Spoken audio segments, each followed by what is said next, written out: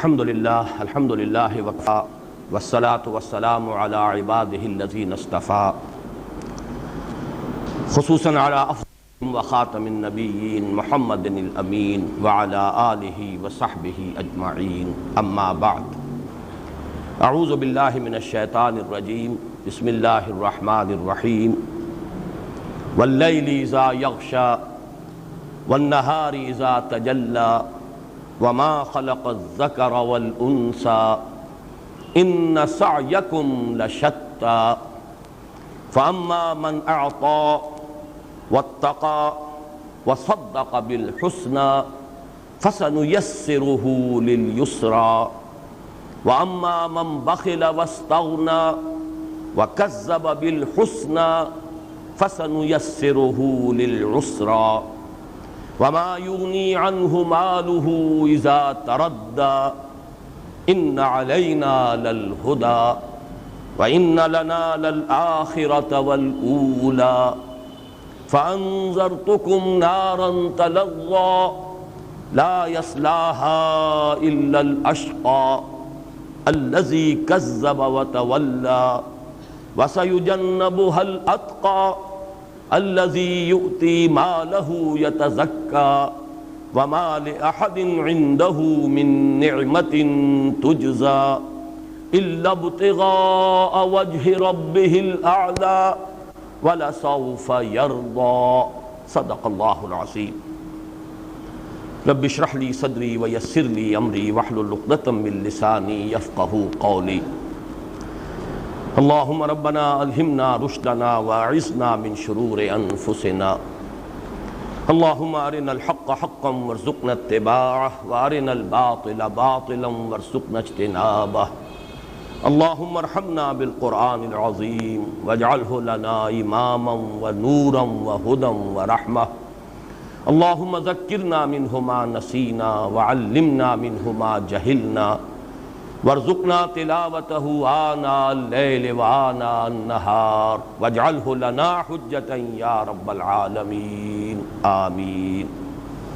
جیسا کہ میں تقابل میں عرض کر چکا ہوں، اس کے اندر اب قسمیں جو ہیں وہ کم ہو گئیں اور مقسم علیہ جو ہے اب اس کی شرح و بسط ہے، اور یہ سورہ مبارکہ جو ہے زیادہ مشابہ سورہ انفطار سے، وہاں اذا والی آیات 4 رہ گئیں، اذا السماء انفطرت واذا الكواكب انتصرت واذا البحار فجرت واذا القبور بعثرت علمت نفس ما قدمت واخرت۔ اب اس کے بعد آگے بھی ساری اسی کی شرح ہے۔ اسی طرح یہاں آپ دیکھ رہے ہیں کہ 3 آیات میں قسمیں، اس کے بعد مقسم علیہ 1 آیت میں آ گیا ہے، لیکن پھر اسی کی شرح ہے جو تفصیل ہو رہی ہے آخر تک۔ تو سورہ تکویر سے مشابہ ہے سورۃ الشمس، اور سورۃ الانفطار سے مشابہ ہے اپنے اسلوب میں یہ سورۃ اللیل۔ واللیل اذا یغشی، قسم ہے رات کی جبکہ وہ چھا جائے، طاری ہو جائے، ڈھانپ لے۔ والنہار اذا تجلی، اور قسم ہے دن کی جبکہ وہ روشن ہو جائے۔ یہ باب تفاعل ہے، وہاں باب تفعیل تھا، والنہار اذا جلاھا، یہاں تفاعل ہے، خود روشن ہو جانا۔ والنہار اذا تجلی، اور قسم ہے دن کی جبکہ وہ روشن ہو جاتا ہے، یا شاہد ہے، گواہ ہے دن جبکہ وہ روشن ہو جاتا ہے۔ وما خلق الذکر والانثى، اور جو بنایا، اب یہاں پر بھی وہ دونوں رائیں ذہن میں رکھ لیجئے، ماں میں عرض کر چکا ہوں ماں مصدریہ یا ماں بمانی من، ومن خلق الذکر والانثى، ایک مفہوم یہ جس نے بنایا مذکر اور مؤنث، نر اور مادہ، اور جو بنایا نر اور مادہ، یعنی یہ جو اس میں اس کی خلقت کے اندر جو حکمتیں مضمر ہیں، جو کسی کی خلاقی کا مظہر ہے، وہ ہے کہ اس نے نر اور مادہ کی تقسیم کی، اور اس نر اور مادہ کی تقسیم سے ہی پھر وہ ایک توالد اور تناسل کا سلسلہ آگے چلا، بقائے نسل، پریزرویشن آف دی اسپیشیز، وہ در حقیقت اسی نر اور مادہ کا جو فرق اور تفاوت ہے اس سے۔ اب ان قسموں کے بعد مقسم علیہ کیا ہے؟ ان سعیکم لشتی، یقیناً تمہاری سعی، تمہاری بھاگ دوڑ، تمہاری محنت یہ بھی مختلف ہے، یعنی جو رخ تم نے اختیار کیے وہ بھی مختلف ہے۔ شتا شتیت کی جمع ہے، شتیت کہتے ہیں مختلف، متفرق، علیحدہ علیحدہ۔ تو جہاں وہ بات تھی کہ تمہارے اندر خیر اور شر کے داعیات ہیں، پھر قد افلح من زکاہا وقد خاب من دساہا، بالکل وہی بات یہاں آئی کہ ان سعیکم لشتی، لیکن میں عرض کر چکا ہوں لفظ سعی یہاں پر بہت اہم ہے کہ اس کے اندر در حقیقت خود انسان کی اپنی سعی یہ معین کر رہا ہے کہ یہاں پر اصل میں فاعل جو ہے انسان خود ہے، یہ اس کا اپنا فری چوائس ہے، اپنا اختیار ہے جس کو بروئے کار لا کر وہ اپنی سعی کا رخ معین کرتا ہے۔ ان سعیکم لشتی، یقیناً تمہاری سعی و جہد، تمہاری محنت جو ہے وہ بھی مختلف قسم کی ہے۔ اس کے لیے جیسے کہ سورۃ النجم میں کہا گیا ہے وَلَيْسَ لِلْإِنسَانِ إِلَّا مَا سَعَىٰ وَأَنَّ سَعْيَهُ سَوْفَ يُرَىٰ، نہیں ہے انسان کے لیے مگر وہی کی جس کے لیے اس نے محنت کی ہے، سعی کی ہے، جد و جہد کی ہے، بھاگ دوڑ کی ہے، تگ و دو کی ہے۔ دنیا میں بھی بغیر تگ و دو کے کچھ نہیں ملتا، اور آخرت میں بھی کچھ نہیں ملے گا۔ تگ و دو کرنی ہوگی، محنت کرنی ہوگی، بھاگ دوڑ کرنی ہوگی۔ ایک دنیا کے لیے محنت ہے اور ایک آخرت کے لیے محنت ہے، کرنی ہوگی۔ وَأَنَّ سَعْيَهُ سَوْفَ يُرَىٰ، البتہ اس پر اسے مطمئن رہنا چاہیے، ریسٹ ایشورڈ کہ تمہاری سعی جو ہے ضائع ہو نہیں ہوگی، وہ تمہیں دکھا دی جائے گی۔ جیسے آگے چل کر آئے گا کہ جس کسی نے بھی کمائی کی ہوگی مثقال ذرۃ خیرا یرہ، اور جس نے مثقال ذرۃ شرا اس کی کمائی کی ہوگی وہ بھی اس کو دیکھ لے گا۔ تو وَأَنَّ سَعْيَهُ سَوْفَ يُرَىٰ، اسی سعی کے لیے بڑی پیاری آیات ہے سورۃ النحل کی، من عمل صالحا من ذکر او انثی وهو مؤمن فلنحیینہ حیاتا طیبہ، جو کوئی شخص بھی عمل کرتا ہے اچھے، چاہے وہ مرد ہو چاہے عورت، مذکر ہو یا مؤنث، لیکن ہو مومن، تو ہم اس کو اس دنیا میں بھی بڑی ایک حیات طیبہ عطا فرمائیں گے، یہاں پر بھی اور آخرت میں تو ہے ہی۔ اسی طرح فرمایا ان الذین آمنوا وعملوا الصالحات سیجعل لهم الرحمن ودا، یہ سورہ مریم میں۔ تو یہ انسان کی اپنی سعی ہے، اپنی محنت ہے، اور یہ تو قرآن مجید میں یوں سمجھیے کہ سینکڑوں مرتبہ تو کم سے کم ہوگا، ایمان کے فوراً بعد عمل صالح، الا الذین آمنوا وعملوا الصالحات۔ تو یہ ہے ان سعیکم لشتی۔ اب اس کے بعد کا جو مضمون ہے یہ بھی میرے نزدیک قرآن حکیم میں حکمت کے عظیم ترین خزانوں میں سے ہے۔ تین صفات آئی ہیں ایک دوسرے کے مقابلے میں، ایک صفت، اس کے بعد دوسرا قدم، تیسرا قدم، جس نے یہ تینوں گھاٹیاں عبور کر لی وہ اتقا ہوگا، سب سے متقی انسان۔ اور یوں سمجھیے کہ یہ مقام اور مرتبہ صدیقیت ہے، نبوت سے متصل مرتبہ صدیقیت۔ تین اوصاف ایسے ہیں کہ ان میں انسان اگر پورا اتر جائے، تین مراحل ہیں ان سے گزر جائے تو وہ مقام صدیقیت پر فائز ہو جائے۔ اس کے برعکس منفی ہے، جیسے ایک طرف +1 +2 +3 یہ مقام صدیقیت تک چلا گیا، -1 -2 -3 یہ مقام اشقا، سب سے زیادہ شقی۔ آگے آ رہا ہے اس صورت میں اتقا اور اشقا دو مقابل میں آ رہے ہیں، افعل التفصیل کے صیغے۔ یہ شقاوت، بدبختی، نامرادی، ناکامی کی انتہا ہے، جو ان تینوں سے محروم رہا، کوئی ایک قدم بھی نہ اٹھا سکا۔ تو پہلا مرتبہ جو ہے، اور وہی ہے اصل میں اس صورت کا مضمون، یہ جان لیجئے اصل مضمون وہ ہے، مقام صدیقیت کی وضاحت در حقیقت اس سورہ مبارکہ کا اصل مضمون۔ لیکن چونکہ اصول میں نے بارہا آپ کو بتایا ہے کہ تعرف الاشیاء بازدادہا، اشیاء ظاہر ہوتی ہیں، زیادہ اجاگر ہوتی ہیں، اپنے جو اینٹونمز ہیں، جو متضاد شے ہے اس کے تقابل میں وہ حقیقت اور اجاگر ہوتی ہے۔ دن کی حقیقت زیادہ اجاگر ہوتی ہے رات کے پس منظر میں، رات اگر نہ ہوتی تو دن کی حقیقت کو ہم نہ سمجھ پاتے، اور رات کی حقیقت زیادہ اجاگر ہوتی ہے دن کے پس منظر میں۔ اگر دن نہ ہوتا تو رات کی حقیقت کو ہم کیا سمجھتے؟ تو تعرف الاشیاء بازدادہا، یہاں اس وجہ سے وہ برعکس مضمون بھی آ گیا ہے، اشقائیت والا مضمون، ورنہ اصل میں جو مضمون اس سورہ مبارکہ کا ہے وہ در حقیقت مقام صدیقیت۔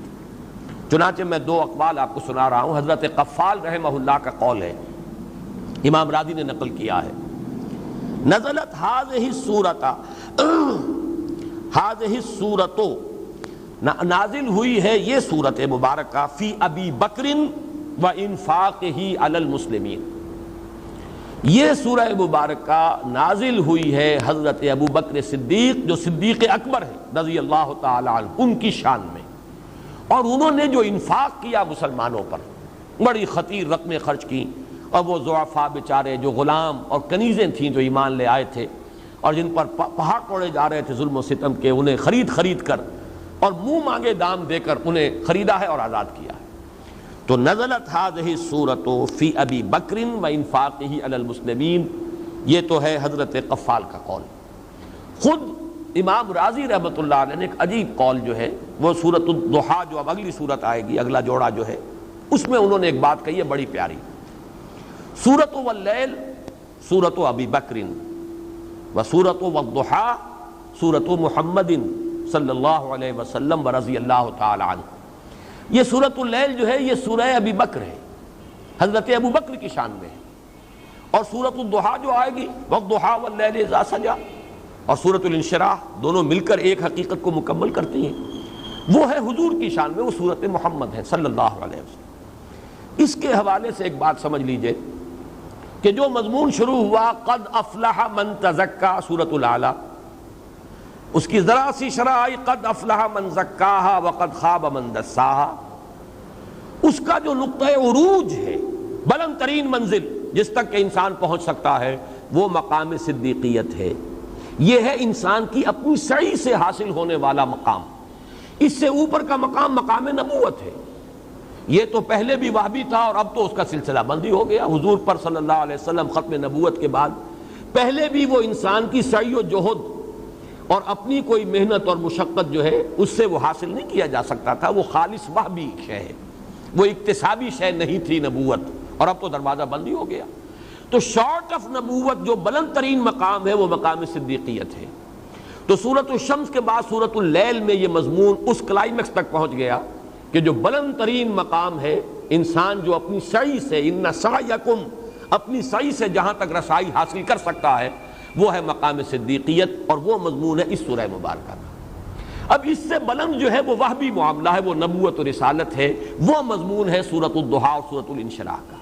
اس طریقے سے تدریجاً اس 4 سورہ نور و ظلمت کے اندر یہ مضمون جو ہے تدریجاً ارتقا پا کر اصل میں تکمیل کو پہنچے گا۔ اصل نقطہ عروج تو ہے سورۃ الضحیٰ اور سورۃ الانشراح، لیکن انسانی سعی اور محنت کے دائرے کے اندر اس کا نقطہ عروج جو ہے وہ اسی سورۃ اللیل میں آ چکا ہے۔ اب نوٹ کیجئے وہ 3 اوصاف کیا ہیں جو انسان اپنے اندر جمع کر لے تو مرتبہ صدیقیت تک فائز ہو جائے گا۔ یہ دروازے بند نہیں ہیں، ابھی صرف دروازہ ایک ہی بند ہے، مقام نبوت کا۔ صدیقیت، شہادت، یہ مراتب کھلے ہوئے ہیں۔ اولئک مع الذین انعم اللہ علیہم من النبیین والصدیقین والشہداء والصالحین وحسن اولئک رفیقا۔ تو یہ 4 مدارج ہیں۔ صالحین یہ بیس لائن ہے، صالحین اہل ایمان، اس کے اوپر مرتبہ شہادت، اس سے بلندتر مقام صدیقیت، اس سے اوپر پھر مرتبہ نبوت و رسالت۔ وہ ہے گویا کہ آؤٹ آف ریچ انسان کی، وہ اپنی محنت کے دائرے سے باہر، اپنی محنت کے اندر ان سعیکم کا دائرہ جو ہے وہ جا کر ختم ہو جائے گا مرتبہ صدیقیت پر۔ لیکن اس وقت میں یہ عرض کر رہا تھا اب بھی یہ مراتب بند نہیں ہیں۔ وہ 3 اوصاف جو مقام صدیقیت تک پہنچانے والے ہیں، فَأَمَّا مَنْ أَعْطَى، تو وہ شخص جو دے، عطا، اپنا مال خرچ کرے، صدقہ، خیرات، غرباء پر، مساکین پر۔ اب نوٹ کر لیجئے سورۃ البلد، فَلَقْتَحَمَ الْعَقَبَةَ وَمَا أَدْرَاكَ مَا الْعَقَبَةُ فَكُّ رَقَبَةٍ أَوْ إِطْعَامٌ فِي يَوْمٍ ذِي مَسْغَبَةٍ يَتِيمًا ذَا مَقْرَبَةٍ أَوْ مِسْكِينًا ذَا مَتْرَبَةٍ۔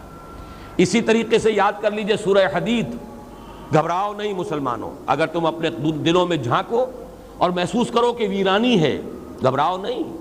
اعلموا ان اللہ یحیی الارض بعد موتہا قد بینا لکم الآیات لعلکم تعقلون۔ اور اس کے لیے کیا کام کرنا پڑے گا؟ ان المصدقین والمصدقات واقرضوا اللہ قرضا حسنا یضاعف لهم ولهم اجر کریم والذین آمنوا باللہ ورسلہ اولئک هم الصدیقون والشہداء عند ربہم۔ مقام صدیقیت اور مقام شہادت تک رسائی ہو سکتی ہے۔ بریک کھول دو، گاڑی کو بریک لگا ہوا ہے، تم کتنا ہی ایکسیلیٹر دباؤ گاڑی نہیں چلے گی، بریک کھولنا ہوگا۔ وہ بریک کیا ہے؟ مال کی محبت، حب دنیا، اور حب دنیا کا سب سے بڑا مظہر حب مال۔ مال لگاؤ، خرچ کرو، دے دو، اس نجاست کو دھو ڈالو، پاک کر لو اپنے دل کو حب مال سے۔ اب لگاؤ ایکسیلیٹر دباؤ، اب تمہاری اپنی اپنی افتاد تباہ کے اعتبار سے مرتبہ صدیقیت بھی ہے، مقام شہادت بھی ہے، پہنچو، ہمت کرو۔ یہ ہے در حقیقت وہ مضمون جو اب آ رہا ہے آخری مرتبہ یہاں. یہ پہلا وصف ہے اعطاء، مال کی محبت نہ ہو، بریک نہ لگا ہوا ہو. وہ آیات بھی ذہن میں رکھیے، لن تنالوا البر حتی تنفقوا مما تحبون، یہ سورہ بلد میں یہ سب بیان کر چکا ہوں.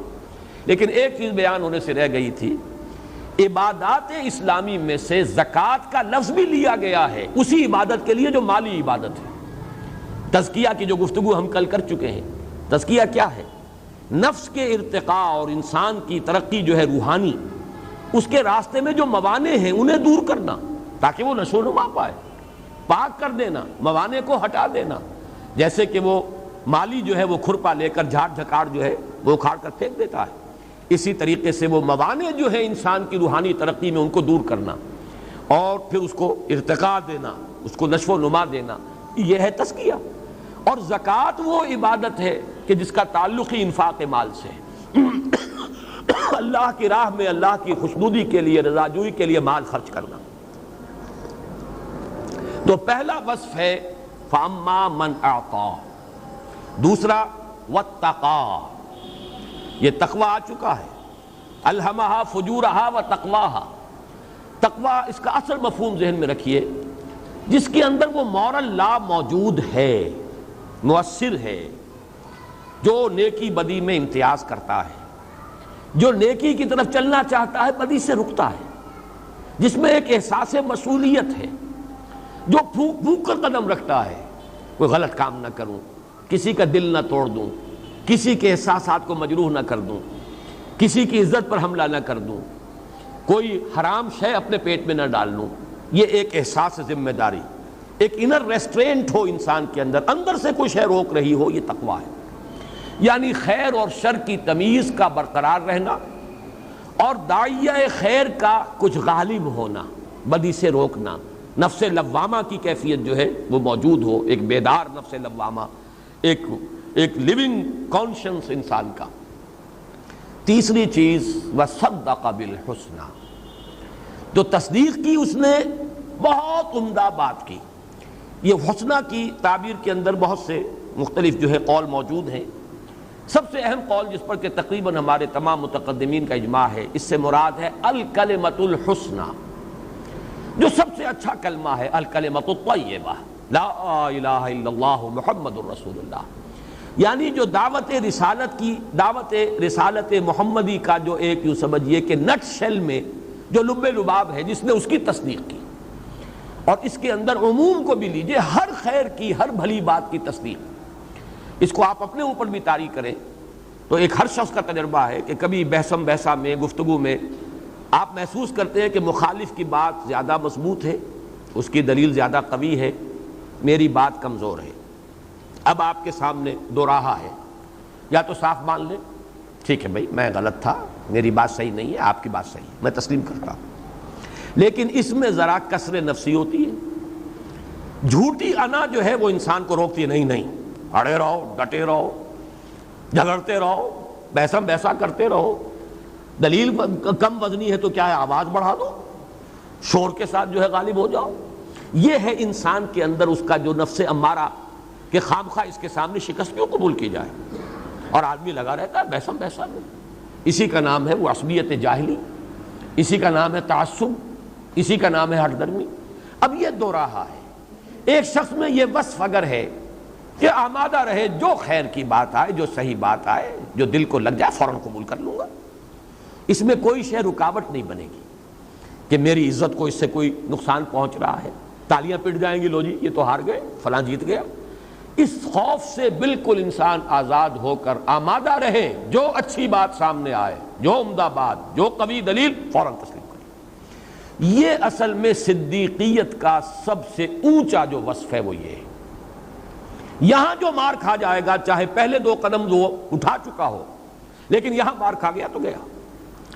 البتہ جو دوسرے قدم پر مار کھا گیا وہ اس سے بھی زیادہ شقی ہے. جو پہلے ہی میں شارٹ ہے اس کے اندر وہی نہیں ہے تو وہ اشقا ہے، وہ تو پھر گویا کہ انتہائی بدبخت انسان ہے. تو یہ مدارج قائم ہو جائیں گے کہ صدیقیت یہی تو ہے اصل صدیقیت. جیسے ہی حضور نے دعوت پیش کی فوراً تصدیق، ٹھیک ہے دل کو بات لگی، یہ سوچا ہی نہیں کہ میں تو زیادہ بڑا عہدہ رکھتا ہوں محمد کے مقابلے میں صلی اللہ علیہ وسلم و رضی اللہ تعالی عنہ. حضور کے پاس قریش کی جو ٹرائبل ہائرارکی تھی اس کا کوئی عہدہ نہیں تھا. حضرت ابوبکر کے پاس اتنا حساس منصب تھا کہ قتل کے مقدمات میں دیت کا فیصلہ وہ کرتے تھے، خون بہا کتنا ہوگا اس مقتول کا. کس قدر سینسٹیو ایشو ہے ٹرائبل زندگی کا، یہ عہدہ تھا ان کے پاس. حضور کے پاس کوئی عہدہ نہیں. پھر حضرت ابوبکر بہت مالدار تھے، مال ان کا ذاتی تھا، وہ کسی بیوی کا تو نہیں تھا. جو بھی معیارات وہاں کے ہیں میں اس کے اعتبار سے تقابل کر رہا ہوں، ورنہ کہاں حضور کی شان اور کہاں ابوبکر. بہرحال زمین و آسمان کا فرق ہو جائے گا، کہاں نبوت اور کہاں ان کی تصدیق کرنے والے. لیکن یہ کہ عام انسانی معیارات کے اعتبار سے سوچئے تو حضور کے پاس تو اپنا کوئی پیسہ تھا ہی نہیں، سرمایہ تھا نہیں. وہ لوگ یہی جانتے تھے یہ ساری دولت تو بیوی کی ہے، خدیجہ کی ہے، ان کے پاس تو کوئی دولت نہیں. اس اعتبار سے دنیاوی پہلوؤں سے حضرت ابوبکر بلند تھے محمد الرسول اللہ صلی اللہ علیہ وسلم کے مقابلے میں بظاہر. لیکن کوئی چیز آڑے نہیں آئی. حضور کی گواہی سے بڑی گواہی کس کی ہوگی کہ میں نے جس کے سامنے بھی اپنی دعوت پیش کی اس نے کچھ نہ کچھ توقف ضرور کیا، سوائے ابوبکر کے کہ ایک لحظے کا توقف نہیں کیا. یہ بات راستے میں رکاوٹ بنی نہیں کہ یہ کون کہہ رہا ہے، جو کہہ رہا ہے صحیح کہہ رہا ہے، صحیح بات ہے، فوراً تصدیق کرو. یہ ہے تصدیق بالحسنى. فاما من اعطى. اب ان چیزوں کو سمجھیے، اللہ تعالی ہمیں اس کی توفیق دے. اور اگر ہم خود اپنے اندر محسوس کریں کہ کج بحثی اور بحثم بحثا اور اپنی بات کی پچ اور اپنی بات پر اڑ جانے کا کوئی مادہ ہے، اس کو نکالیے. یہ بہت بڑی رکاوٹ ہے. یہ گویا کہ مقام صدیقیت کی طرف پیش قدمی میں سب سے بڑی رکاوٹ یہی ہے. جو صحیح بات آئے مانیے، تسلیم کیجیے، اس میں اپنی انانیت، جھوٹی نفس، عزت نفس کو آڑے نہ آنے دیجیے. فاما من اعطى واتقى وصدق بالحسنى فسنيسره لليسرى. یہ تیسیر کا وہ مضمون آ گیا جو سورۃ الاعلیٰ میں آ چکا ہے، وَيُيَسِّرُكَ لِلْيُسْرَى. اور اس کے اعتبار سے وہ پورا پس منظر ذہن میں رکھیے. انسان ارادہ کرتا ہے لیکن انسان کے ارادے سے کوئی عمل وجود میں نہیں آ سکتا جب تک کہ اللہ کی طرف سے توفیق اور تیسیر نہ ہو جائے. بلکہ پہلے درجے میں تو لفظ اذن، ہم ہاتھ اٹھانا چاہتے ہیں نہیں اٹھا سکتے اگر اللہ کا اذن نہ ہو. پتا بھی جنبش نہیں کھا سکتا اگر اللہ کا اذن نہ ہو. پھر اس سے آگے بڑھ کر توفیق، موافقت پیدا کر دینا ہمارے مزاج کے اندر کسی کام کے لیے. اس سے آگے تیسیر آسان کر دینا. انسان ایک مرحلے پہ محسوس کرتا ہے یہ تو بڑی سخت چڑھائی ہے، نہیں چڑھ سکوں گا میں، لیکن ہمت کر کے قدم بڑھاتا ہے تو ایک کے بعد دوسرا، دوسرے کے بعد تیسرا معلوم ہوتا ہے اتنا مشکل تو نہیں تھا. جتنا پہاڑ مجھے یہ نظر آ رہا تھا ایسا مشکل تو نہیں تھا معاملہ. یہ تیسیر ہے. اسی طریقے سے بے حیائی کی طرف انسان پہلا قدم اٹھا دے، اس کے بعد 10 درجے اور آگے بڑھے گا، اس کے بعد 100 درجے پہنچ جائے گا. وہ میں بیان بھی کر چکا ہوں ملتانی ایک کہاوت کے اعتبار سے بھی کہ تھیندے تھیندے بندہ تھی جاتا ہے. وہ بجے رفتہ رفتہ جو ہے نہ معلوم کتنی گندگیوں میں اور کتنی پستیوں میں انسان پہنچ جاتا ہے. ایک نسل کے بعد دوسری، دوسری کے بعد تیسری، اور پھر بیڑا غرق ہوا اور قعر مذلت کے اندر جو ہے تحت الثری میں انسان پہنچ گیا. یہ تیسیر ہے اللہ کی طرف سے. خیر کی طرف آؤ گے اللہ آسان کر دے گا. فَسَنُيَسِّرُهُ لِلْيُسْرَى. اب یسرا جو ہے اس کی آخری اس کا مصداق ہے جنت. ہم اس کو آسان کر دیں گے بڑی آسانی کے لیے، یعنی سہج سہج آسان کرتے ہوئے، حق کی منزلیں طے کراتے ہوئے، سلوک کے مراحل طے کراتے ہوئے، عمل صالح کی تمام منزلوں سے گزار کر اور پھر جنت تک پہنچا دیں گے. فَأَمَّا مَنْ أَعْطَى وَاتَّقَى وَصَدَّقَ بِالْحُسْنَى فَسَنُيَسِّرُهُ لِلْيُسْرَى. اللہم ربنا اجعلنا منہم، اللہم ربنا اجعلنا منہم. مانگنے میں تو کوئی حرج نہیں، اللہ سے مانگیے. مانگیں گے تو کوئی عجب نہیں کہ اللہ تعالیٰ ہمارے لیے بھی تیسیر فرمائے اور ان راستوں کو کھول دے. اب اس کے برعکس دیکھیے کس قدر اس میں ربط ہے اور کس قدر الفاظ ایک لفظ کے مقابلے میں لفظ آ رہا ہے. جس طرح موتی جو ہے اس طرح ٹکے ہوئے ہیں یہاں پر. اعطاء کے مقابلے میں وَأَمَّا مَن بَخِلَ، وہ شخص کے جو بخل سے کام لیتا ہے، حریص ہے دولت کا، سینت سینت کر رکھتا ہے. الذی جمع مالا وعددہ یحسب ان مالہ اخلدہ. مال کی محبت نتیجتاً یتیم کی، کلا بل لا تکرمون الیتیم ولا تحاضون علی طعام المسکین وتأکلون التراث اکلا لما وتحبون المال حبا جما. یہ کیفیت، یہ ہے بخل. اعطاء کے مقابلے میں اما من بخلا. الفاظ ایک دوسرے کے اوپر ریفلیکٹ کر رہے ہیں، روشنی ڈال رہے ہیں. اس کے بعد وہاں تقویٰ تھا، یہاں استغنا، واستغنا۔ استغنا کیا ہے؟ بے پرواہی، لا ابالیانہ انداز، جاتے ہوئے جو چاہے کر دیا، یہ سوچا ہی نہیں کہ کس کا دل توڑ رہا ہوں، کس کے جذبات مجروح کر رہا ہوں، کس کی عزت پر میں نے حملہ کر دیا ہے، کس کا مال میں نے ہڑپ کر لیا ہے، پرواہی نہیں۔ ایک بالکل ایک ایسی کیف استغنا، بے پرواہی، لا ابالیانہ انداز، فلا ابالی، کوئی پرواہ نہیں، لا ابالیانہ انداز، بے پرواہی۔ یہ تقویٰ۔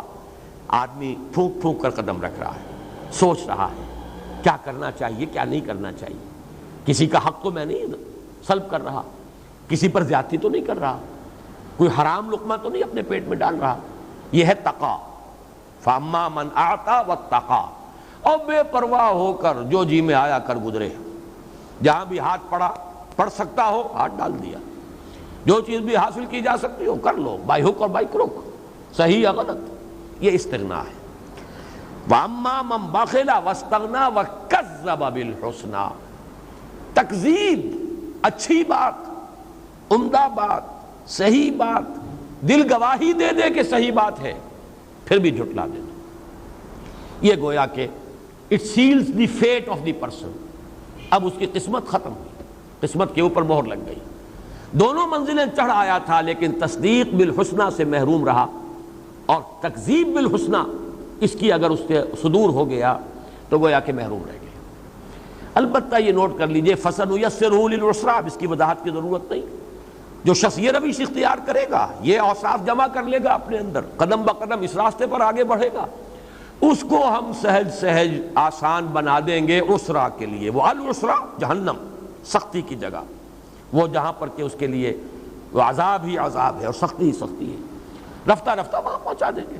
یہ تیسیر کا فلسفہ، فَسَنُيَسِّرُهُ لِلْيُسْرَىٰ فَسَنُيَسِّرُهُ لِلْعُسْرَىٰ۔ یہ جو تین اوصاف بمقابلہ تین اوصاف آئے ہیں، میں نے جو قرآن حکیم میں جو خاص بعض مضامین ایسے ہیں کہ ہر شخص کو اپنی افتاد طبع کے اعتبار سے بعض چیزوں سے خصوصی مناسبت ہوتی ہے۔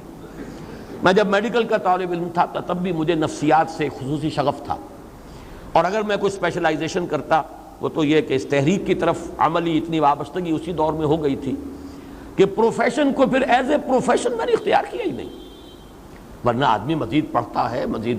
تو میرے دل میں ایک امنگ تھی کہ میں یہ جو سائیکالوجی کی میڈیسن ہے، میں اس کو ڈی پی ایم اس وقت ہوتا تھا، diploma in psychological medicine, psychiatry, میں اس راستے پر جاتا، مجھے ایک مناسبت تھی اسی وقت سے۔ اس اعتبار سے انسانوں کی مختلف قسمیں، شقاوت کے بھی درجات ہیں، سب برابر نہیں ہیں، کوئی شقی ہے اور کوئی اشقا ہے، اور رشد اور فوز و فلاح کے بھی درجات ہیں، مراتب ہیں، سب برابر نہیں ہیں۔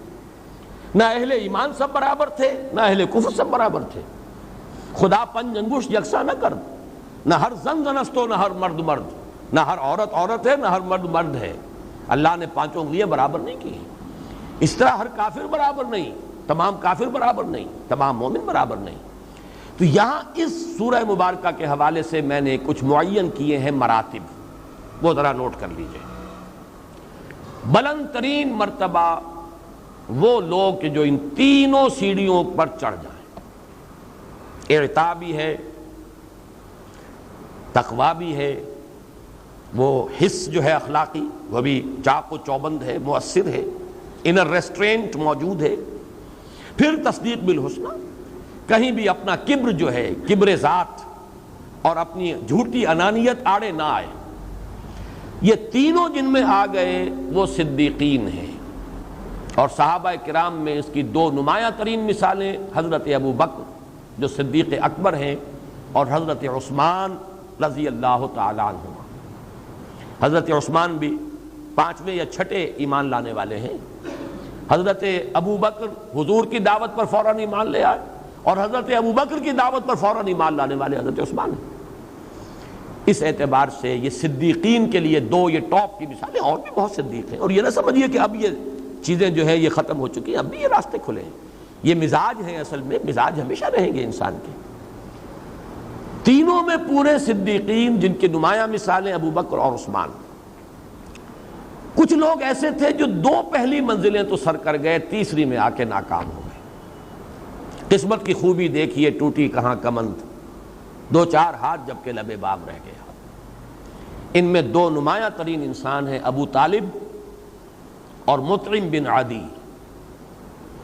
ابو طالب نے مانا کہ بھتیجے میں جانتا ہوں کہ تیرے دین سے بہتر دین کوئی نہیں، لیکن میں ایمان نہیں لاؤں گا، اب میں موت کو سامنے دیکھ کر ایمان لے آؤں تو عرب کی عورتیں تانا دیں گی کہ ابو طالب موت سے ڈر گیا۔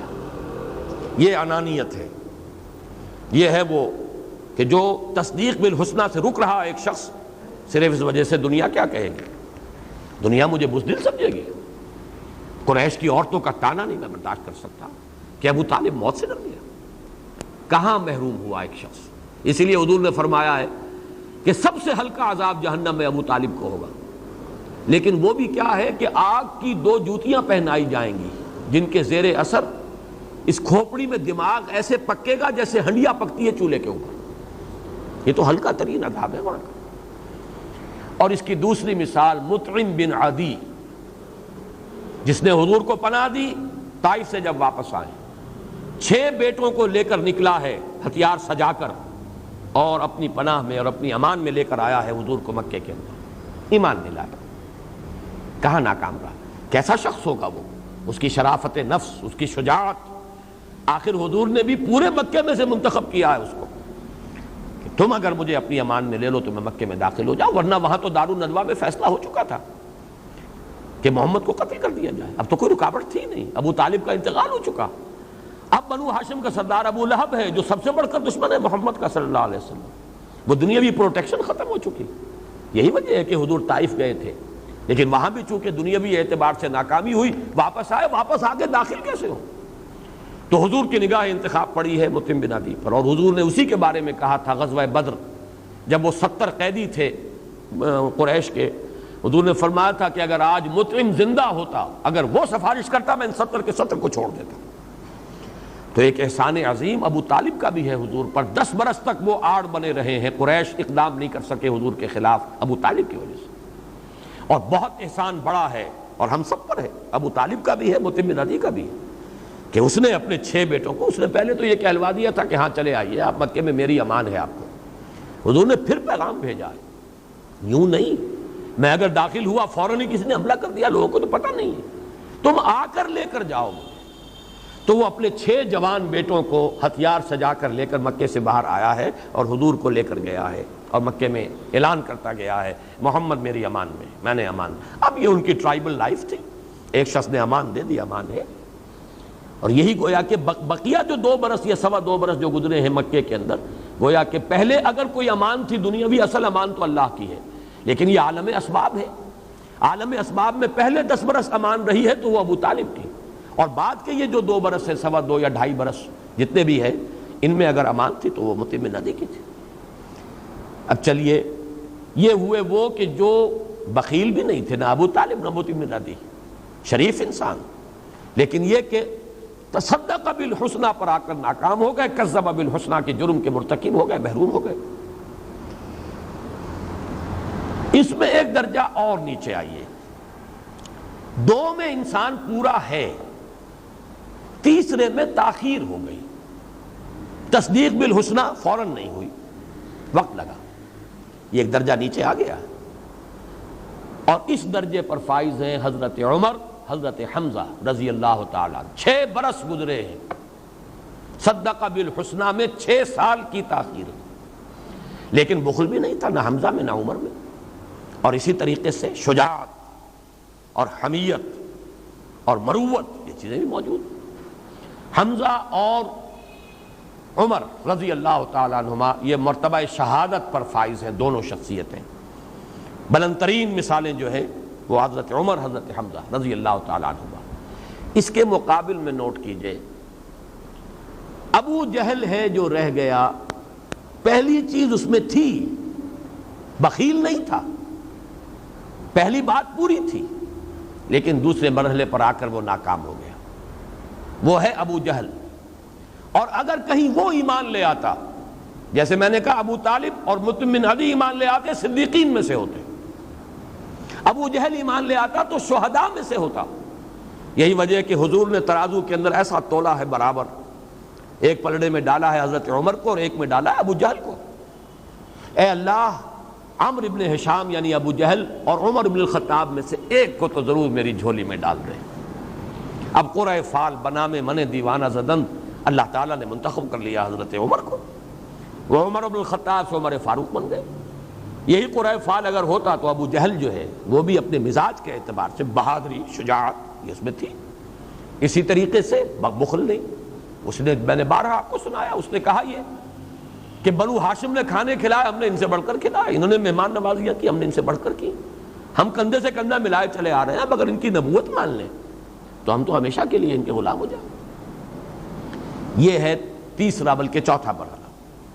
اب آئیے سب سے نیچے تحت الثری میں، کل خیر سے خالی، بخیل بھی اور بزدل بھی اور تعصب بھی، ہٹ دھرمی بھی، تکبر بھی، حسد بھی، ساری برائیاں جمع۔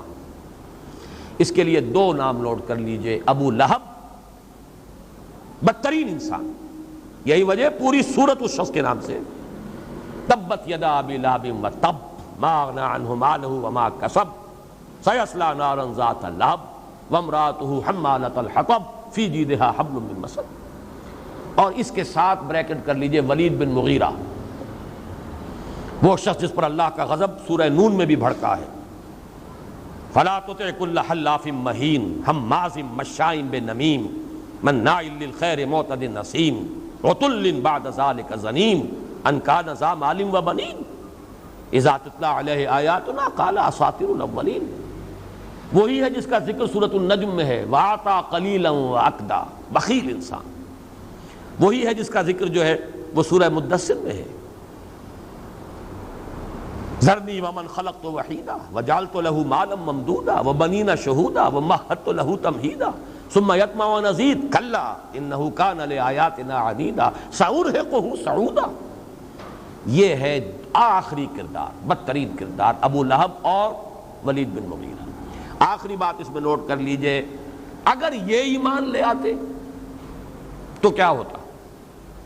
بدترین منافق ہوتے، جیسے کہ عبداللہ ابن ابی، ایمان تو لے آیا، بظاہر مسلمان ہے، لیکن بدترین منافق ہوتے اگر یہ ایمان لے آتے۔ یہ ہے میرا حاصل مطالعہ شخصیتوں کا، مخالفین، معاندین، محرومین، موافقین، مومنین جو آئے ان کے بھی درجات ہیں، صدیقیت کا اور مقام ہے، شہادت کا اور رتبہ ہے، عام صالحین اور ہیں۔ اسی طریقے سے مخالفین میں یا یہ کہ جو محروم رہ گئے، محرومین میں تو ابو طالب اور مطعم بن عدی بھی ہے، محرومین میں پھر ابو جہل بھی ہے، اس سے زیادہ شقی ہے، اور ان میں اشقا جو ہے وہ ابو لہب ہے، امیہ ابن خلف ہے، اسے بہت ہے، میں نے تو چند نام دیے ہیں آپ کو، ولید بن مغیرہ ہے۔ اگر وہ ایمان لے آتے، ابو طالب اور مطعم بن عدی وہ صدیقین میں ہوتے، ابو جہل ایمان لے آتا وہ شہداء میں ہوتا، اور یہ بدبخت کہیں ایمان لے آتا تو منافقین میں سے ہوتے۔ تو یہ ہے شخصیتوں کا پہچاننا اور کردار، اور جو کیریکٹرز ہیں مختلف، جیسے کہ حضور نے فرمایا الناس کالمعادن خیارکم فی الجاہلیت خیارکم فی الاسلام، بڑی پیاری حدیث ہے۔ انسان معدنیات کی طرح ہیں، جو تم میں جاہلیت میں بہتر تھے وہی اسلام میں بہتر ہوئے۔ لوہے کی اور ہے، صاف کر لیجئے، لوہا ہی بنے گا نا، وہ کوئی سونا یا چاندی تو نہیں بن جائے گا۔ سونے کی اور ہے، صاف کریں گے سونا بنے گا، چاندی کی اور ہے، صاف کریں گے چاندی بن جائے گی۔ تو الناس کالمعادن خیارہم فی الجاہلیت خیارہم فی الاسلام اذا فقہوا، ایک حدیث میں یہ دو الفاظ اور آئے ہیں، جب ان میں تفقہ پیدا ہو جائے، حقیقت کو پہچان لیں، تصدیق بالحسنی کر لیں، تو جو وہاں بہتر تھے وہی یہاں بہتر۔ ابو طالب اور مطعم بن عدی ایمان لے آتے صدیقین میں ہوتے، ابو جہل ایمان لے آتا شہداء میں ہو، حضرت عمر حمزہ کے ہم رتبہ ہوتا، اگر یہ بدبخت ایمان لے آتے تو منافقین میں سے ہوتا۔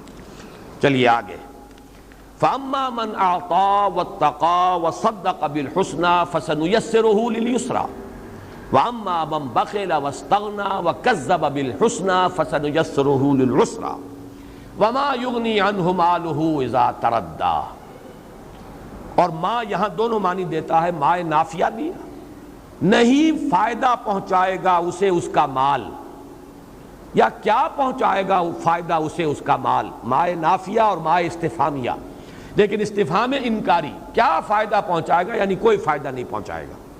بظاہر سوال ہے جب اصل میں نفی کرنی مقصود ہے، تو مائے نافیہ یا استفہامیہ ہے تو استفہام انکاری، کچھ فائدہ نہیں پہنچائے گا اسے اس کا مال۔ اصل شے وہی ہے نا، بخل، وہ مال جو اس نے جمع کیا، الذی جمع مالا وعددہ، اب صرف اس ایک شے کو لے رہے ہیں، باقی چیزیں چھوڑ دی۔ جو جڑ کی بات ہے اس کو پکڑو، وہ جڑ تو ہے اعطاء، اور اعطاء کے مقابلے میں بخل، اور بخل کا نتیجہ ہے مال جمع کرنا، الذی جمع مالا وعددہ وما یغنی عنہ مالہ اذا تردی۔ تردی جو ہے، ردی کہتے ہیں کوئی شے جو ہلاک ہو جائے، تردی باب تفاعل ہے، ہلاک ہو جائے گا، اور ایک یہ کہ تردی اس معنی میں ہے کہ بلندی سے گر جانا، جیسے متردیہ سورۃ المائدہ میں جہاں حرام جانور جو ہے ان کا بیان آیا ہے، کوئی جانور بلندی سے گر کر مر جائے، والنتیحہ کوئی جانور دوسرے کو سینگ مار دے اس سے مر جائے، تو یہ بھی سب مردار کے حکم میں ہے اور وہ بھی حرام ہے۔ تو اس طرح متردیہ جبکہ اس کو گرایا جائے گا، جبکہ یہ گرایا جائے گا یا تو جہنم کے گڑھے میں اور یا قبر کے گڑھے میں، مال کام نہیں آئے گا۔ ما یغنی عنہ مالہ اذا تردی، جب وہ ہلاک ہوگا جہنم میں گر کر یا ہلاک ہو کر اور قبر میں اتارا جائے گا تو کوئی مال اسے فائدہ نہیں دے گا، وہ تو یہاں رہ جائے گا، مال تو پچھلوں کا ہے۔ ان علینا للہدی، اب یہ وہ قانون ہے، اور یہ بڑی اہم آیت ہے، نوٹ کیجئے، اس پر حکمت قرآنی کا بہت اہم اصول ہے۔ اللہ اپنی ایک ذمہ داری کو بیان فرما، ہم پر ذمہ داری ہے راہ سجھا دینے کی، یہ اللہ نے ذمہ لیا ہے۔ ہر انسان پر کسی نہ کسی وقت انکشاف حق ہو جاتا ہے، اور یہ اللہ جانتا ہے۔ آپ پر ایک حقیقت منکشف ہو گئی ہے، اللہ جانتا ہے، اب آپ اعراض کر رہے ہیں، تکذیب کر رہے ہیں، بس یہاں سے اپنی شامت آپ نے خود بلا لی۔ اب آپ کے اندر وہ حق کو دیکھنے اور پہچاننے کی استعداد بھی کم ہوتی چلی جائے گی، یہاں تک کہ سلب ہو جائے گی۔ وَنُقَلِّبُ أَفْئِدَتَهُمْ وَأَبْصَارَهُمْ كَمَا لَمْ يُؤْمِنُوا بِهِ أَوَّلَ مَرَّةٍ، پہلی مرتبہ جب حقیقت کا انکشاف ہو، عافیت اس میں ہے، فوراً تصدیق کرو، صدق بالحسنى، بات مان لو، کوئی مصلحت، کوئی خوف، کوئی اپنے مفاد، کوئی چیز، کوئی اپنا تکبر، کوئی تعصب جو ہے اگر راستے میں آ گیا تو گویا کہ تم نے ہلاکت کے راستے پر اپنے آپ کو ڈال دیا۔ ہاں، راہ سجا دینا ہمارے ذمے ہے۔ ان علینا للہدی، یہ بھی نوٹ کیجئے، اب سورۃ الاعلیٰ، سبح اسم ربک الاعلیٰ الذی خلق فسوی والذی قدر فہدی، یہ وہ بنیادی افعال ہیں اللہ تعالیٰ کے جن میں یہ ہدایت بھی شامل ہے۔ اللہ نے ہر شے کو ہدایت دی ہے، حیوانات کو دی ہے، نباتات کو دی ہے، ان جمادات کو دی ہے، انسانوں کے اندر بھی جبلی ہدایت بھی ہے، اور حق کا انکشاف بھی اللہ تعالیٰ ہر انسان پر ایک مرحلہ ضرور آتا ہے کہ کر دیتا ہے، اس لیے کہ وہ اس کی رسپانسبلٹی ہے۔ ان علینا، ہمارے ذمے ہے، یہ ہمارے ذمے ہے، یہ تو ہم پورا کر دیں گے۔ ان علینا للہدی، ایک دفعہ تو کھول دیں گے کہ حقیقت یہ ہے، اب اس سے اعراض کرے انسان یا اسے قبول کرے، صدق بالحسنہ پر عمل کرے یا کذب بالحسنہ کا ارتکاب کرے، یہ اس کا چوائس ہے، it's his own free choice. ان علینا للہدی، اور یہ بات بھی یہاں نوٹ کر لیجئے، میں سورۃ الدہر سے ایک مضمون کو بیان کر رہا ہوں۔ یہ جو بعض لوگوں کا خیال ہے کہ اللہ تعالیٰ نے انسان کو ہدایت دے دی ہے، نیکی کی بھی بدی کی بھی، یہ بہت بڑا مغالطہ ہے۔ یہ جو کہا گیا ہدیناہ السبیل اما شاکرا و اما کفورا، وہاں بھی بہت سے لوگوں نے ترجمہ یہ کر دیا ہم نے تو دونوں راستوں کی اسے سوجھ دے دی ہے۔ ہدایت کا لفظ نہیں آئے گا بدی کے لیے، ہدایت اللہ خیر ہی کے لیے دیتا ہے، بھلائی ہی کے لیے دیتا ہے۔ السبیل کہا ہے، دو راستے نہیں کہا، انا ہدیناہ السبیل، ہم نے اسے سیدھے راستے کی ہدایت دے دی ہے، ہم نے سیدھا راستہ اس پر کھول دیا ہے، ہم نے حقیقت کو منکشف کر دیا ہے۔ البتہ اب اس کا چوائس ہے، اما شاکرا و اما کفورا۔ اسی طرح ہدیناہ النجدین میں جن لوگوں کا یہ خیال ہے کہ اس سے مراد ہے نیکی اور بدی کی راہ دونوں کی ہم نے اسے ہدایت اور سوجھ دے دی ہے، یہ بھی میرے نزدیک صحیح نہیں ہے۔ میں یہ عرض کر چکا ہوں کہ نجدین سے مراد جو سلف میں بھی رائے موجود ہے، ماں کی دو چھاتیاں جن سے کہ ایک بچہ جبلی طور پر سیکھ کر آتا ہے، گویا کہ اسے ٹرین کیا گیا ہے ماں کے پیٹ ہی میں کہ تمہاری غذا، تمہاری خوراک جو ہے وہ تمہاری ماں کی چھاتیوں میں ہے، جانا اور فوراً منہ میں لے کر اور اسے چوسنا اور تمہیں غذا مل جائے گی۔ بلکہ میں نے مثال دی تھی، بکری کا وہ بچہ نومولود، اس کی ٹانگیں بھی ابھی کانپ رہی ہیں، اسے کھڑا نہیں ہو رہا اپنی ٹانگوں کے اوپر، لیکن لپکتا ہے ماں کی تھنوں کی طرف، کہیں سے سیکھ کر آیا، ہدیناہ النجدین۔ تو اس کے لیے لفظ ہدایت وہاں آیا ہے، بدی کے لیے ہدایت کبھی نہیں، یہ لفظ نہیں۔ یہ لفظ اتنا اونچا ہے کہ بدی کے لیے یہ لفظ جو ہے اس کا استعمال ہی میرے نزدیک اس لفظ کی توہین ہے۔ ان علینا للہدی، ہدایت ہمارے ذمے ہے، حق کا منکشف کر دینا ہمارے ذمے ہے، حجت ہم قائم کر دیں گے۔ باقی یہ ہے کہ آگے اما شاکرا و اما کفورا، صدق بالحسنی یا کذب بالحسنی، یہ انسان کا اختیار ہے۔ وَإِنَّ لَنَا لَلْآخِرَةَ وَالْأُولَىٰ، اور ہمارا ہی اختیار ہے آخرت میں بھی اور دنیا کا بھی، یعنی یہ کہ چوائس تو ہمارا ہے لیکن تم ہمارے قابو سے باہر نہیں ہو، دنیا میں بھی نہ آخرت میں۔ تم چوز کرو گے نیکی کا راستہ، لیکن ہماری توفیق اور تیسیر کے بغیر نیکی کے راستے پہ چل نہیں سکو گے۔ تم چوز کرو گے بدی کا راستہ، تم ارادہ کرو گے چوری کرنے کا، کر نہیں سکو گے جب تک کہ ہمارا اذن نہ ہو جائے۔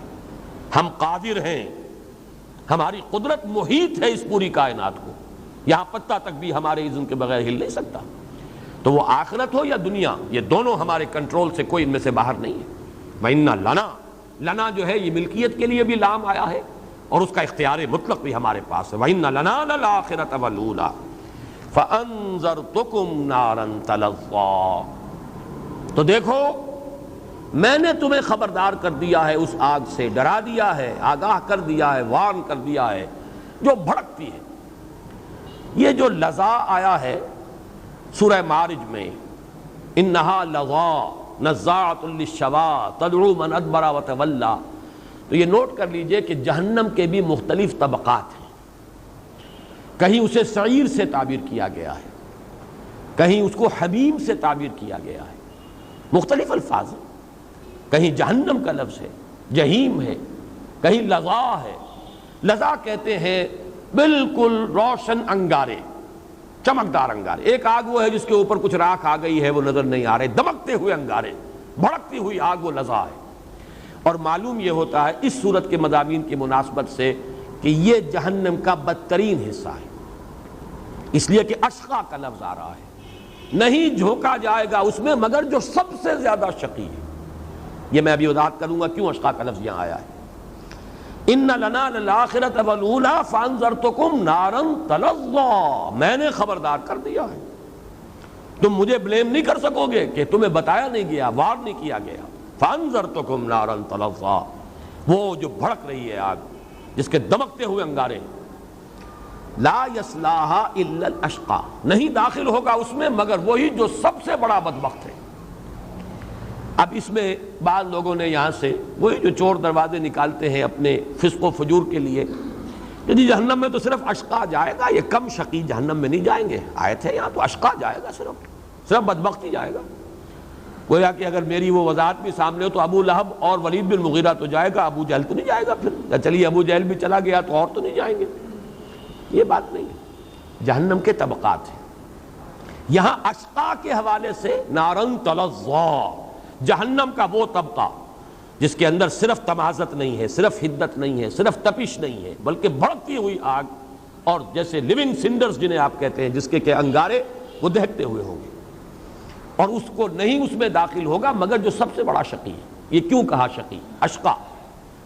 اس لیے کہ دیکھیے دعوت حق ایک کسی عام انسان کے ذریعے سے ہوئی، انکشاف حق تو ہو گیا، لیکن انکشاف کی شدت میں فرق رہے گا جب نبی کے ذریعے سے دعوت پہنچی ہو، اور نبیوں کے بھی سردار محمد الرسول اللہ کے ذریعے سے دعوت پہنچی ہو، جن کی شخصیت بے داغ، جن کا کردار ابو ڈاؤٹ۔ اب معلوم ہوا کہ اتمام حجت جو ہے وہ آخری درجے میں ہو گئی، اب بھی جو محروم رہا اس کے اشقا ہونے میں کوئی شک نہیں۔ محمد کی دعوت صلی اللہ علیہ وسلم، آپ جیسے مربی اور مزکی اور داعی اور مبلغ، آپ کی سیرت و کردار کا حامل انسان، بدترین دشمن جس پر انگلی نہ رکھ سکے، اگر ان کی دعوت کو بھی کسی نے رد کر دیا، آنکھیں بند کر لی، تصدیق بالحسنہ کی بجائے تکذیب بالحسنہ کا ارتکاب کیا، وہ اشقا ہے، اور وہ اشقا ہے جو جھونکا جائے گا اس آگ کے اس درجے میں جس کو تلظیٰ سے قابل کیا گیا۔ لیکن جیسا کہ میں نے عرض کیا یہ سارا جو ہے الذی کذب وتولی، وہ کہ جس نے جھٹلایا اور پیٹھ موڑ لی، یہ سب کے سب جو ہے ان کے اندر شامل ہے جو میں بیان کر چکا ہوں۔ لیکن یہ کہ جیسا کہ میں نے پہلے عرض کیا تھا، یہ در حقیقت تعرف الاشیاء باجدادھا کے اصول کے تحت یہ مضمون یہاں آ گیا ہے۔ اصل مضمون مقام صدیقیت، سورۃ واللیل، سورۃ ابی بکر، جو امام راضی نے کہا بڑا خوبصورت جملہ ہے اور میں اس سے 100% متفق ہوں۔ یہ سورہ صدیقیت ہے۔ یہ جب میں مضمون لکھنا میں نے شروع کیا تھا، مکمل نہیں ہو سکا، مرتبہ صدیقیت ہی اس کا عنوان تھا، جس میں پھر یہ 4 سورہ نور و ظلمت کے حوالے سے میں مقام صدیقیت کے لوازم ثلاثہ یا عناصر ثلاثہ، وہ جو اقبال کا شعر ہے، قہاریو، جباریو، سلطانیو، جبروت، الفاظ کچھ مختلف ہوں گے، یہ 4 عناصر ہو تو بنتا ہے مسلمان۔ تو 3 عناصر جو ہیں، اما من اعطا واتقا وصدق بالحسنی، تو مقام صدیقیت تک رسائی ہوتی ہے، اور جو تینوں سے محروم ہے وہ گویا کہ اس کی بالکل ضد اشقا ہے۔ الذی کذب وتولی، اب وہ اصل مضمون کی طرف، وسیجنبها الاتقی، اور ان قریب اس سے بچا لیا جائے گا وہ کہ جو سب سے بڑا متقی ہے، یہ ہے ابو بکر رضی اللہ تعالی عنہ۔ اتقا، اس امت کے اتقا، افضل البشر بعد الانبیاء بالتحقیق ابو بکر الصدیق رضی اللہ تعالی عنہ۔ تمام انسانوں میں، صرف اس امت میں نہیں، تمام انسانوں میں انبیاء کے بعد جو سب سے افضل انسان ہے وہ ابو بکر ہے، اتقا۔ وَسَيُجَنَّبُهَا الْأَتْقَى الَّذِي يُؤْتِي مَالَهُ يَتَزَكَّى، اصل شے وہی مال ہے جس نے مال جمع کیا اور وہ اس کے لیے ہلاکت کا ذریعہ بن گیا، جب وہ جہنم میں گرایا جائے گا یا قبر میں نیچے اتارا جائے گا اس کے کام نہیں آئے گا۔ یہ ہے وہ راستہ، الذی یؤتی مالہ یتزکا، وہ کہ جو اپنا مال دے رہا ہے، خرچ کر رہا ہے، لگا رہا ہے، لٹا رہا ہے، یتزکا، تزکیہ حاصل کرنے کے لیے۔ قد افلح من تزکا، سورۃ الاعلیٰ سے بات چلی ہے، قد افلح من زکاہا، اور اس کی اصل جو سب سے بڑی عبادت ہے زکوٰۃ، وہ در حقیقت انفاق مال، الذی یؤتی مالہ یتزکا، جو اپنا مال خرچ کر رہا ہے۔ 40,000 درہم کا سرمایہ تھا جب ایمان لائے ہیں، جو مکی دور کے جو 12 برس ہیں اس میں سمٹ کر اتنا سا رہ گیا تھا کہ ایک پوٹلی میں باندھ کر وہ سرمایہ جب وہ حضور کے ساتھ سفر پر روانہ ہوئے، سفر ہجرت پر، وہ بھی ساتھ لے گئے، گھر والوں کے لیے ایک پیسہ نہیں چھوڑا۔ حالانکہ بیٹیاں تھیں، حضرت عائشہ، حضرت اسماء، والد نابینا ابو قحافہ، ایمان نہیں لائے تھے اس وقت تک، ہجرت کے بعد ایمان لائے، اہلیہ اپنی، ایک پیسہ نہیں چھوڑا۔ ابو بکر کی زندگی میں یہ مرحلہ 2 مرتبہ آیا، ہجرت کے وقت سب کچھ لے گئے، اور پھر غزوہ تبوک کے وقت جھاڑو پھیر کر گھر میں سے کوئی شے نہیں رکھی۔ ہر چیز کی ضرورت ہوتی، سوئی بھی چاہیے جنگ کے لیے ساتھ سوئی بھی درکار ہے، وہاں جو شے لے آئے ہیں کچھ نہیں چھوڑا۔ اور یہ 1 مرتبہ نہیں، 2 مرتبہ، 1 مرتبہ مکی دور، 1 مرتبہ مدنی دور۔ الذی یؤتی مالہ یتزکا، جو اپنا مال دیتا ہے، خرچ کرتا ہے، صرف کرتا ہے، لٹا رہا ہے دونوں ہاتھوں سے حصول تزکیہ کے لیے، تو یہی ہے اتقا۔ وما لأحد عنده من نعمة تجزى، یہ ذو معنیین ہے جملہ، اس کے 2 ترجمے ہو سکتے ہیں۔ ایک ترجمہ جو جمہور کا ہے سب حضرات کا، وہ تو یہ ہے کہ اس پر کسی کا کوئی احسان نہیں جس کا بدلہ چکانا ہو۔ یعنی ایک تو یہ ہے کہ آپ نے مجھ پر کوئی احسان کیا تھا، میں جوابی آپ پر احسان کر رہا ہوں، یہ بھی اچھی بات ہے، لیکن بہرحال اس سے بہت اونچی بات یہ ہے کہ کوئی احسان نہ ہو اور آپ خرچ کر رہے ہیں۔ جیسے کہ حضرت بلال کا کوئی احسان تو نہیں تھا ابو بکر پر، حضرت ابو فقیہ کا کوئی احسان تو نہیں تھا ابو بکر پر، حضرت زنیرہ کا رضی اللہ تعالیٰ عنہ کوئی احسان نہیں تھا ابو بکر پر۔ وَمَا لِأَحَدٍ عِندَهُ مِن نِعْمَةٍ تُجْزَى، اور نہیں ہے اس پر کسی کا کوئی احسان و انعام کہ جس کا بدلہ دینا مقصود ہو۔ یہ تو ہے جمہور کا ترجمہ۔ مولانا اصلاحی صاحب نے ایک بات نکالی ہے، بات بڑی لطیف ہے، عمدہ ہے، لیکن میں یہ کہوں گا کہ یہ ذو معنیین مانیں گے اس جملے کو، دونوں معنی مراد ہیں۔ اور یہ فصاحت و بلاغت کا ایک اہم معاملہ ہوتا ہے کہ ایسے الفاظ جس کے دونوں جو پہلو ہیں، جن کا احتمال ہے دونوں صحیح ہوں، اس کی کسی پر عنایت کسی بدلے کی خاطر نہیں ہے۔ یعنی کوئی احسان وہ کر رہا ہے تو اس لیے نہیں کر رہا کہ مجھے بھی کوئی بدلے میں ملے، خالصۃ لوجہ اللہ، جو سورہ دہر میں آیا تھا، انما نطعمکم لوجہ اللہ لا نرید منکم جزاء ولا شکورا، ہم تمہیں کھانا کھلا رہے ہیں تو صرف اللہ کی رضا جوئی کے لیے، تم سے تو ہمیں کوئی شکریہ بھی نہیں چاہیے، نہ کوئی ہمیں یہ چاہیے کہ تم ہمارا احسان مانو، جزا تو بہت بڑی بات ہے، ہمیں کچھ نہیں چاہیے، ہماری جزا اللہ پر، ہم اللہ سے لیں گے جو لیں گے۔ یہ ہے، یہ بھی گویا کہ، اور یہی سورہ مدثر میں جو آیہ فرمایا وَلَا تَمْنُن تَسْتَكْثِرْ، اس کا بھی بعض لوگوں نے مفہوم یہ لیا ہے، اگرچہ میرے نزدیک دوسرا مفہوم زیادہ راجح ہے، لیکن یہ کہ آپ احسان نہ کریں کسی پر کہ بدلے میں اور زیادہ اس سے لیں، یہ ایک بڑی یعنی دنات تباہ کی بات ہے۔ بعض چیزیں وہاں مذکور ہیں، یہ وہ وَثِيَابَكَ فَطَهِّرْ وَالرُّجْزَ فَاهْجُرْ، اب یہ چیزیں بھی جو ہے حضور کے مقام سے تو بہت ہی ہمیں فرو معلوم ہوتی ہیں، لیکن یہ ابتدائی دور کی وحی ہے، بالکل آغاز میں اپنے کپڑوں کو بھی پاک رکھیے، ناپاکی اور نجاست کی ہر کیفیت سے اپنے آپ کو دور رکھیے۔ اسی میں یہ بھی ہو سکتا ہے مفہوم جو لیا گیا ہے کہ احسان کسی پر اس لیے نہ کیجیے کہ کوئی بدلہ اس سے لینا ہو اور اس سے اپنے لیے کثرت جو ہے وہ اور درکار ہو، معاذ اللہ اس کا کوئی امکان نہیں، لیکن یہ کہ ایک امکان وہاں بھی لیا گیا ہے، تو مولانا اصلاحی صاحب نے اس کا یہ ترجمہ کیا ہے۔ بہرحال الفاظ جو ہے محتمل ہے معنیین کے، ذو معنیین، دو معنوں موجود ہیں، لیکن بہرحال میں ترجیح دے رہا ہوں اسی کو جو جمہور کی ہے کہ کوئی احسان نہیں ہے ان پر کسی کا جس کا بدلہ چکانا ہو۔ البتہ جو دلیل دی ہے مولانا اصلاحی صاحب نے وہ صحیح نہیں ہے، اس کا یہ مطلب ہے کہ اگر کوئی احسان ہو اور اس کے کوئی انسان کرتا ہے تو یہ انہوں نے کہا کہ یہ تو اچھی بات نہیں، حالانکہ میرے نزدیک وہ بھی بات اچھی ہے، یہ بھی شکر ہے کہ آپ نے احسان کا بدلہ احسان سے دیا، حل جزاء الاحسان الا الاحسان، یہ کوئی بری بات اور گھٹیا بات نہیں ہے، لیکن یہ کہ اس سے بلند تر درجہ یہ ہے کہ آپ پر کسی کا کوئی احسان نہ ہو اور آپ اس کے ساتھ احسان کر رہے ہوں، تو یہ بلند تر درجہ ہے، یہ مقام ہے کہ جو حضرت ابوبکر کی مقام اور مرتبے سے زیادہ مناسبت رکھنے والا ہے۔ إِلَّا ابْتِغَاءَ وَجْهِ رَبِّهِ الْأَعْلَىٰ، سوائے اس کے کہ اسے تو چاہیے اپنے بلند و بالا پروردگار کا چہرہ، وجہ چہرے کو کہتے ہیں، مراد کیا ہے؟ اس کی رضا۔ اگر آپ کسی سے راضی ہوتے ہیں تو اس کی طرف متوجہ ہوتے ہیں، آپ کے چہرے پر عنایت اور اس کے لیے ابتہاج کی ایک کیفیت ہوتی ہے۔ اگر کسی سے انقباض ہے تو آپ اپنا چہرہ اس کی طرف سے، اگر کہیں ٹاکرا ہو بھی جائے، جیسے کبھی بے نظیر اور جتوئی صاحب کا ہو جاتا ہے تو ایک کا رخ ادھر وہ ایک کا ادھر، بہرحال وہ ہوائی جہاز میں ساتھ ہیں، لیکن یہ کہ وہ they don't see eye to eye with each other، لیکن یہ کہ جس سے خوشی ہو اس کی طرف انسان متوجہ ہوتا ہے، تو یہ استعارہ ہے اللہ کی رضا کے لیے۔ إِلَّا ابْتِغَاءَ وَجْهِ رَبِّهِ الْأَعْلَىٰ، یہاں پر بھی مولانا مودودی نے کوٹ کیا ہے حضرت ابوبکر کا قول کہ والد ابو قحافہ نے حضرت ابوبکر کو ملامت کے انداز میں کہا، ابو بکر میں سنتا ہوں تم بڑے کمزور اور نحیف قسم کے غلاموں کو خرید کر آزاد کر رہے ہو، اگر کوئی نیکی کرنی ہے تو ذرا توانا قوی غلاموں کو آزاد کرو تاکہ وہ دست و بازو بنے۔ یہ عرب کی روایت ہے، ان کی ٹرائبل روایات میں سے، جس غلام کو آزاد کر دیا جاتا تھا تو وہ بھی آزاد کرنے والوں کا ممنون احسان رہتا تھا ساری عمر، وہ پھر موالی کہلاتے تھے ان کے، ہیں تو آزاد لیکن بالکل آزادوں کے برابر تو پھر بھی نہیں ہوئے نا، داغ لگا ہوا ہے غلامی کا، تو وہ ان کے گویا کے تابع شمار ہوتے تھے جنہوں نے انہیں آزاد کیا۔ تو ابو بکر اگر اپنی رقم انویسٹ کرنی ہے تو توانا اور مضبوط طاقتور غلاموں پر اپنی رقم لگاؤ تاکہ وہ تمہارے دست و بازو بنے، مددگار بنے۔ قبائلی زندگی میں ان بازوؤں کی بڑی اہمیت ہے۔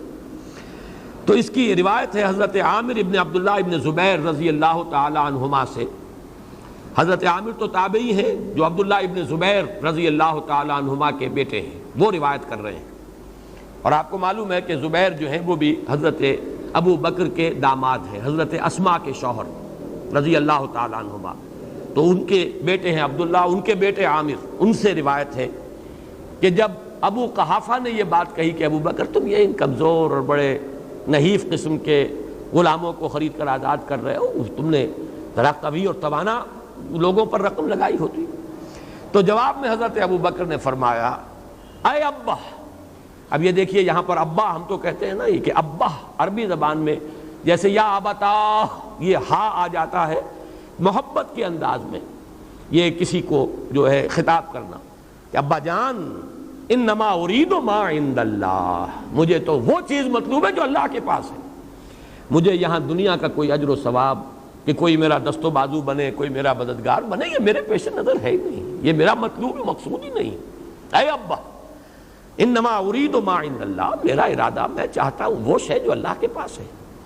اب آخری بات نوٹ کیجئے، وَلَسَوْفَ يَرْضَىٰ، اور ان قریب وہ راضی ہو جائے گا۔